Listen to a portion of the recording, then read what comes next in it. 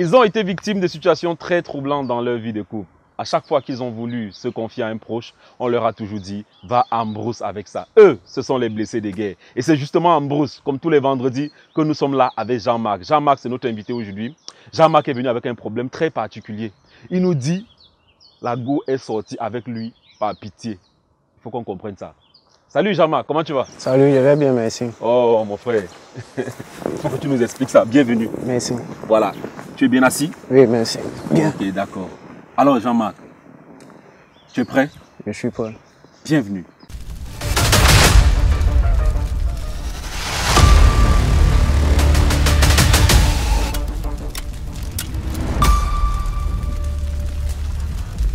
Alors Jean-Marc, dis-moi, la fille s'appelait comment pour commencer? La fille s'appelait Darel. Darel. Oui. Voilà. Donc, Darel est sorti avec toi par pitié. Oui. Avant de commencer, il te rappelle que tu n'es pas un galet. Non, non, non. Tu es d'abord beau. Donc, je vais d'abord les beaux. Voilà. Comment une fille peut sortir avec toi par pitié? Un mignon garçon. Explique-nous ça. Commence comment? Bon, je suis en classe de première au collège Nguéa Lotin dans la ville de Limbe. Ouais. Comme dans tout autre établissement, il y a de nouveaux élèves qui arrivent. Ouais. Il y a Darel qui arrive. Elle plaît à tout le monde en classe. Elle plaît à tout le monde. Tout le monde. Wow. Même jusqu'à des grands frères de terminale sont intéressés par la fille. Et là, tu faisais quelle classe? Je faisais première aussi avec elle. Et là, maintenant, tu fais quelle classe? Je suis en deuxième année technicien de pêche. Technicien de pêche. Oui. Voilà, voilà. Donc, elle arrive, Darel arrive dans la classe. Oui. Et elle plaît à tout le monde. Elle plaît à tout le monde. Même les grands frères de terminale sont intéressés par elle. Ouais. Et c'est comme ça. À la base, moi, je reste à distance. J'observe juste la situation. Ouais. C'est comme ça on commence l'école normalement. Il y a un ami qui se rapproche d'elle. Ils deviennent juste amis à la base. Mais nous, on pensait qu'ils sortaient ensemble. C'est là où l'ami me dit, je ne peux pas sortir avec une fille sans que je ne te dise. Je me dis alors, bon, comme tu ne sors pas avec elle, je pourrais tenter mon cours plus tard. Ta chance, quoi. Oui. Ouais. C'est comme ça. Après la première séquence, on remet les feuilles de dissertation. Ouais. J'avais eu, je crois, 15. Elle n'avait pas eu une bonne note.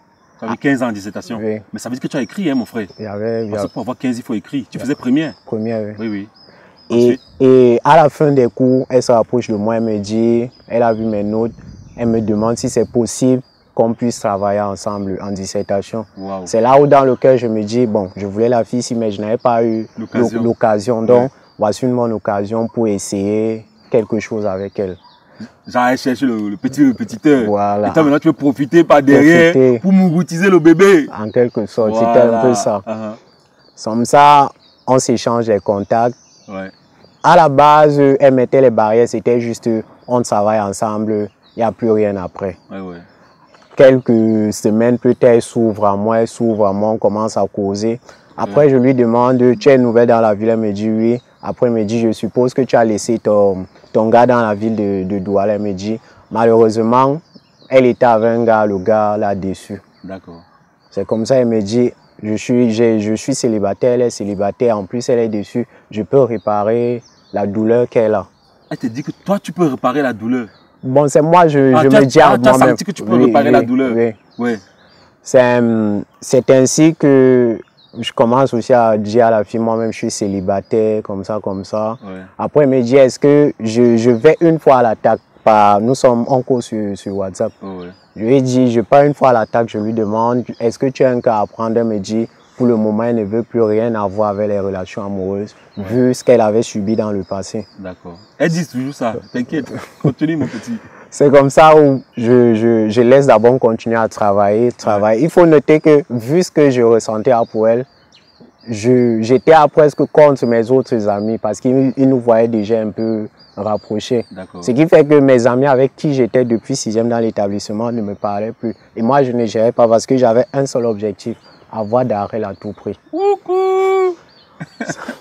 Ouais, vas-y. C'est ainsi qu'un soir, j'étais à la maison, je me sentais hyper mal. J'avais besoin de me confier à quelqu'un. Et j'ai senti le besoin qu'elle pourrait être la personne à qui je pourrais me confier. C'est là où j'envoie un message, je lui dis, je me sens mal, je sais pas, j'ai comme un vide en moi, comme une espèce de solitude qui me gère. Elle me dit, je comprends, est-ce que tu peux sortir de chez où tu veux me retrouver? Je suis dans vos environs, comme nous étions dans un même quartier. C'est ainsi que je sors.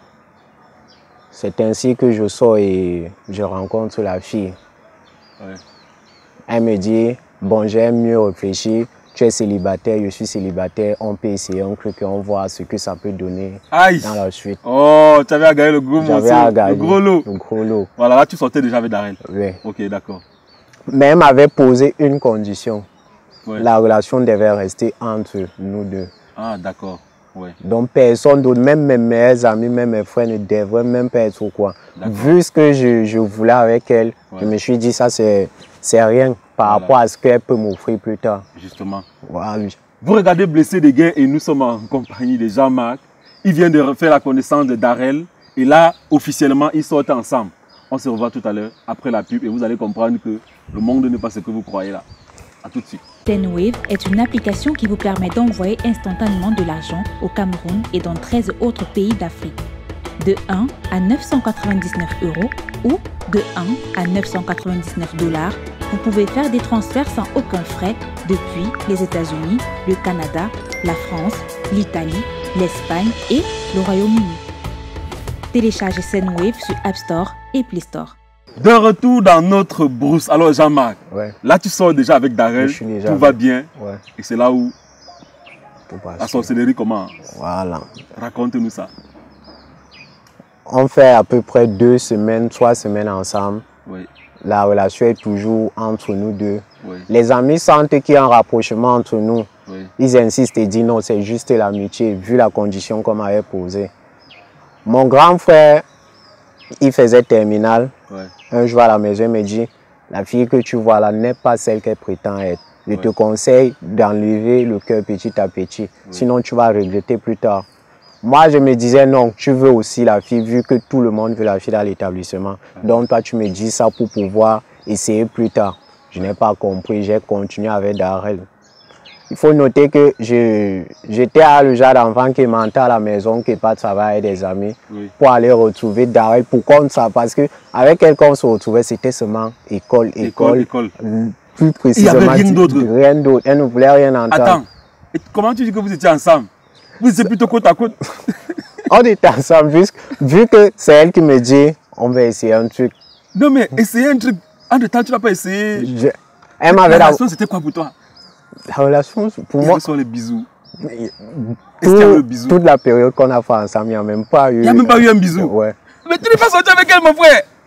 Attends, la fin de ton histoire, raconte d'abord la fin. Je vais te poser 2 questions. C'est ainsi, j'allais chez elle.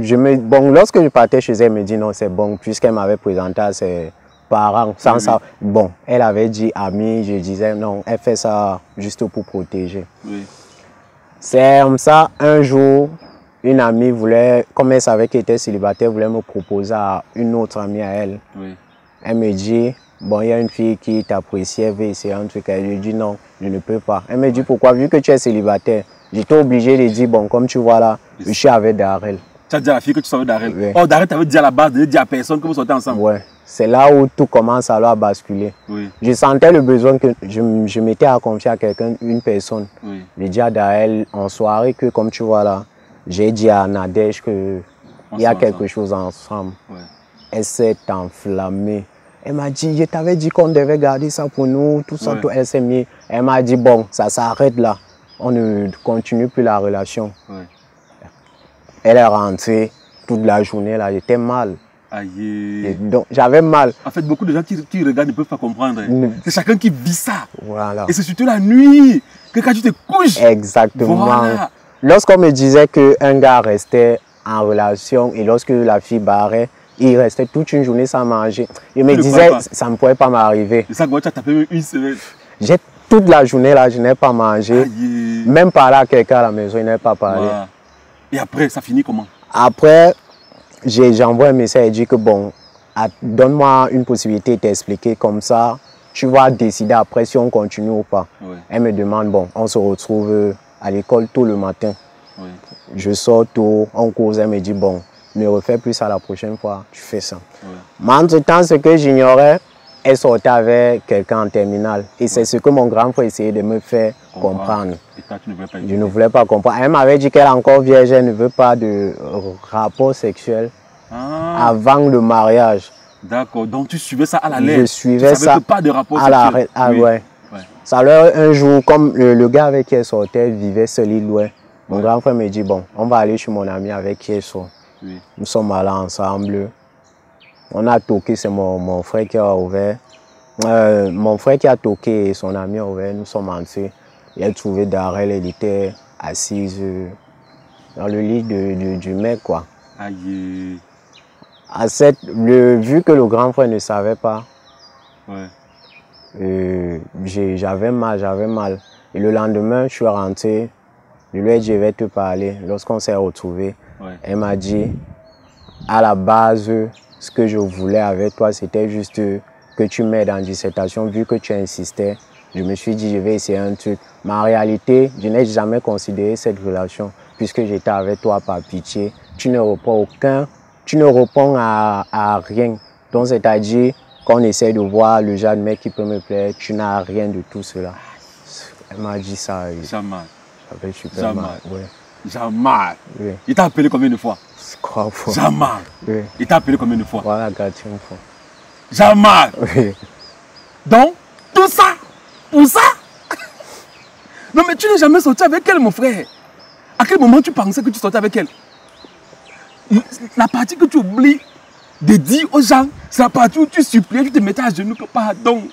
Même si ce n'est que qu'on marche ensemble. Non, quand même, Jean-Marc. Et ça, comment tu as supplié la fille là? J'ai tout fait. Ouais. Je parlais plus presque à toute la classe parce qu'ils avaient vu le vrai visage de Je vais la te dire fille. une vérité, non. Cette relation n'a jamais commencé. Et quand elle t'a dit qu'elle sortait avec toi par pitié, c'était une façon d'arrondir les choses. Elle n'est jamais sortie avec toi. Mais elle a toujours eu pitié de toi. Et tu as été un bon teacher pour elle. J'espère qu'après elle a réussi son examen. Malheureusement, elle a raté le probatoire 2 fois. J'espère pour elle qu'elle a eu ça cette année. On espère que Darel aura le probatoire cette année. Ouais. Si Darel nous regarde, c'est que tu as fait au garçon, c'est très bien. Non, non, non. C'est pas bien parce qu'après, l'enfant ne mange pas et c'est pas bien. Voilà. Donc, si tu as un dernier mot à dire à Darel qui regarde, et aux filles et à tout le monde, tu dis quoi? Bon, ce que je peux dire à Darel, c'est malgré la douleur que tu as infligée à mon cœur, je ne peux pas vouloir le mal à un être humain. Ouais. Moi, je te souhaite tout le bonheur. Oui. Et aux filles, j'aimerais dire aux filles que lorsque vous n'êtes pas sûres, lorsque vous ne voulez rien, dites-le sérieusement. Vous êtes mieux une douleur. Vous savez ça. On pouvait te dire ça. Quand tu étais là, tout le monde t'a dit. Elle-même, elle t'a dit ça. C'est sûr qu'elle t'a dit ça d'une autre manière. En tout cas, merci d'être passé ici en brousse. Et la prochaine fois, quand tu auras une déception, parce que je suis sûr que les déceptions, tu en auras encore, tu passes, on est là, on t'attend, d'accord? D'accord. Vous avez regardé Blessé des guerres sur Tara Plus. Merci d'être avec nous tous les vendredis. Vous pouvez réagir en commentaire. Et si vous voulez passer à l'émission, vous appelez le numéro qui s'affiche. Prenez soin de vous. Ciao.